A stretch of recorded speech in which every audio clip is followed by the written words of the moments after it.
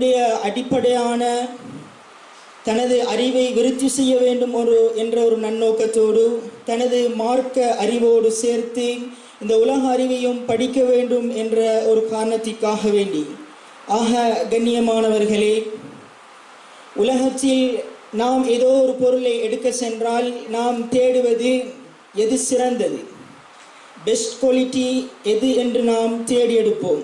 அது எதுவாக இருக்கலாம். எமது வாழ்க்கையில் அன்றாடம் பாவிக்கக்கூடிய செல்போன்களாக இருக்கலாம், அல்லது வாகனங்களாக இருக்கலாம், அல்லது ஒரு சிறிய பொருளாக இருந்தாலும் அது அதிக காலம் பாவிக்குமா, அல்லது இடையில் ஏதாவது இடையூறு ஏற்படுமா என்று பார்த்து வாங்குவோம். அதேபோன்று உலகத்தில் ஆக சிறந்த மாணவன் என்றால் யார் என்று பார்த்தால், உதாரணத்துக்கு ஒரு கதை கூறுகிறேன். பெஸ்ட் டீச்சர் சிறந்த ஆசிரியர் யார் என்று சொன்னால், உலகத்தில் ஒவ்வொரு மனிதனுக்கும் அல்லாஹ் ஒவ்வொரு திறமையை கொடுத்திருக்கிறான். ஒருவருக்கு படிப்பில் ஆற்றல் இருக்கும், ஒவ்வொருவருக்கும் உலகத்தில் வேறுபட்ட பிரிவினர்களாக அல்லாஹ் படைத்திருக்கிறான். அப்படி படைத்தால்தான் உலகம் இயங்கிக் கொண்டிருக்கும். ஏழை பணக்காரன், இரவு பகல், சூரியன் சந்திரன் என்று உலகத்துடைய அனைத்து விடயங்களிலும் அல்லாஹ் மாற்றமாக இன்னொன்றையும் வைத்திருக்கிறான். அதே போன்று பெஸ்ட் டீச்சர், சிறந்த ஆசிரியர் யார் என்று சொன்னால், ஒரு மாணவனுக்கு உதாரணத்துக்கு 3 பிரயாணிகள் இருக்கிறது, 3 பிராணிகள் இருக்கிறது. முதலாவது ஒரு யானை இருக்கிறது, இரண்டாவது சிங்கம் இருக்கிறது, மூன்றாவது குரங்கு இருக்கின்றது. இந்த 3ஐயும் பார்த்து ஒரு போட்டி வைக்கிறார்கள். யார் முதலில் மரம் ஏறும் போட்டி. இதில் மரம் ஏறக்கூடியது குரங்குதான். ஏனென்றால் யானைக்கு அதன் பலம்தான் யானைக்கு பலம், சிங்கம் அதனுடைய வீரம்தான் சிங்கத்துக்கு வீரம் இருக்கிறது.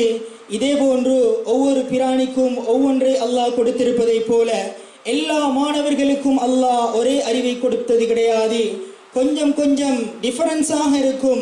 அதே போன்றுதான் ஒவ்வொரு ஆசிரியரும் அந்த மாணவர்களுக்கு எதை கொடுத்தால் அவர்கள் எப்படி எடுத்துக்கொள்வார்கள். ஒரு தடவை படித்து கொடுத்தால் தான் அவருக்கு விளங்கும், 2 தடவை படித்து கொடுத்தால் தான் விளங்கும். இப்படி அவருடைய ஆற்றலுக்கு ஏற்ப அவரை வளப்படுத்த வேண்டும். இவர்தான் உலகத்தில் சிறந்த ஆசான்.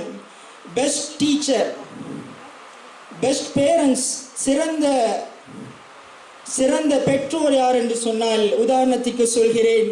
இன்றும் கூட பேசப்படுகின்ற ஒன்று, மின்குமிழை கண்டுபிடித்தவர் தோமஸ் அல்வா எடிசன்.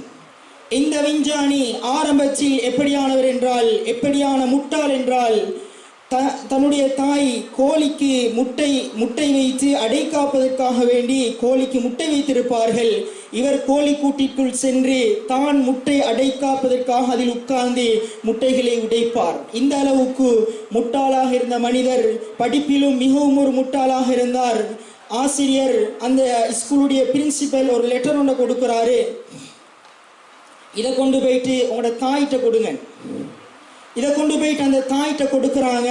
தாய் வாங்கி அதனை வாசித்து பார்க்கிறார். வாசித்து பார்த்ததும் உடனே கண்ணிலிருந்து கண்ணீர் வடிகிறது. உடனே அந்த மகனை பார்த்து மகன் கேட்கிறார் தாயை பார்த்து, தாய் அந்த கடிதத்தில் என்ன இருக்கிறது? தாய் சொல்கிறாள், என்ன தெரியுமா இருக்கிறது? இந்த பாடசாலையிலே படிக்கக்கூடிய மாணவர்களில் மிகவும் ஒரு அறிவாளியான மாணவன் நீதானாம். இந்த பாடசாலையில் உனக்கு கற்பிப்பதற்கான ஆசிரியர்கள் இல்லையாம். அதனால் என்னை படித்து கொடுக்க சொல்லி ஒரு லெட்டர் ஒன்றை உன் கையில் தந்திருக்கிறார். இனிமேல் நீ பாடசாலை போக தேவையில்லை, இதற்கு பின்னால் நீ என்னிடமே படி என்று படித்து கொடுக்கிறார். எதிர்காலத்தில் இந்த தாயுடைய இந்த வார்த்தை அந்த தோமஸ் அல்வா எடிசனுக்கு மிகவும் ஒரு புத்துணர்ச்சியை கொடுத்தது. எதிர்காலத்தில் இன்றும் கூட நாம் பாவிக்கின்ற மின்குமிழை கண்டுபிடித்த அந்த பெருமை அவருக்கே சாரும். இன்னும் பல கண்டுபிடிப்புகளை அவர் கண்டுபிடித்திருக்கிறார். அதிலும் மிக சிறந்த கண்டுபிடிப்பு இந்த மின்குமிழ். இதே போன்று ஆனால் கொஞ்ச காலம் போகின்ற பொழுது இவருடைய அறையை துப்புரவுபடுத்துகிறார். இந்த நேரத்தில் அலுமாரியை திறக்கிறார். ஒரு லெட்டர், ஒரு கடிதம் காலிலே விழுகிறது. எடுத்து விரித்து வாசிக்கிறார். இப்பொழுது அந்த நேரம் தாய் வடித்த கண்ணீர். அந்த மகன் தோமஸ் அல்வா எடிசன் இப்பொழுது வடிக்கிறார்.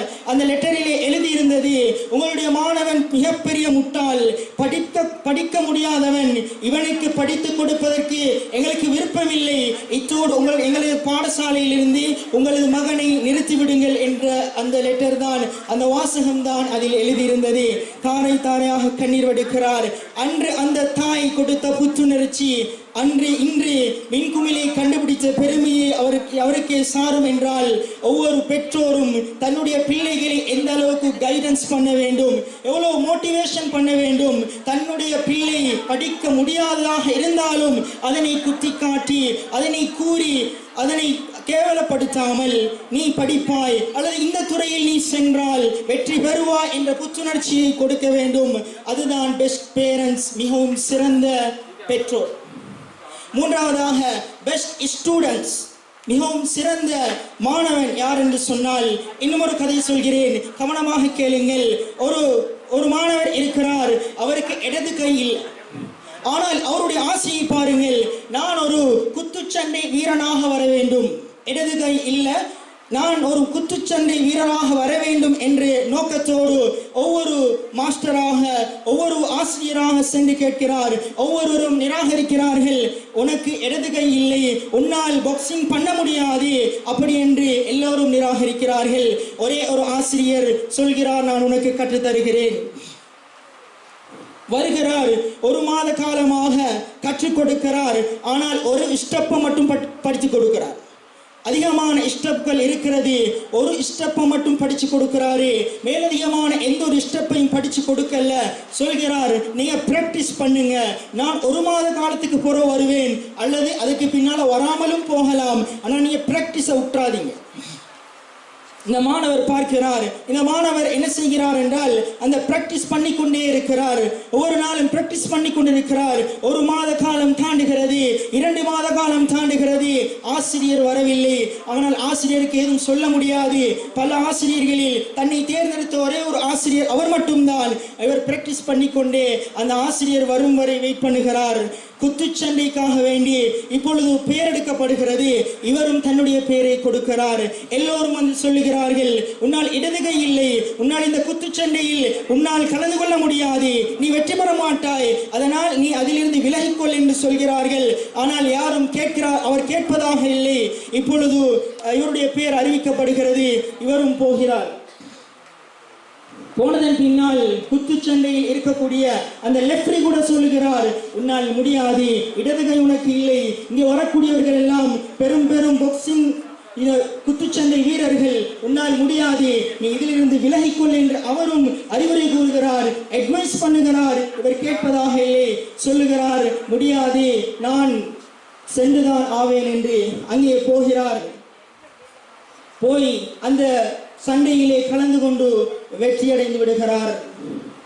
வெற்றி அடைந்ததன் பின்னால் தன்னுடைய ஆசிரியரை தேடி செல்கிறார். அந்த ஆசிரியரிடம் போய் கேட்கிறார், நான் வெற்றி அடைந்ததற்கான காரணம் என்ன?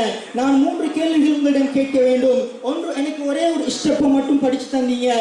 2வது, ஒரு மாத காலமாக நீங்க வர இல்லை. 3வது, நான் எப்படி வெற்றி அடைந்தேன் என்ற இடது கை இல்லை, ஆனா என்ற ஒரு மன தைரியம் இருந்துச்சு, நான் எப்படி வெற்றி அடைந்தேன். அந்த ஆசிரியர் கூறுகிறார், முதலாவது கேள்விக்கான பதில் என்ன தெரியுமா?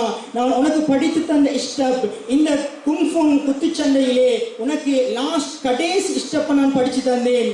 1 மாத காலம் நான் வருவேன், அதற்கு பின்னால் வராமல் இருக்கலாம் என்று சொன்னது, நீ 1 மாத காலம் அதனை நீ பிராக்டிஸ் பண்ண வேண்டும் என்பதற்காக வேண்டி நான் வரவில்லை.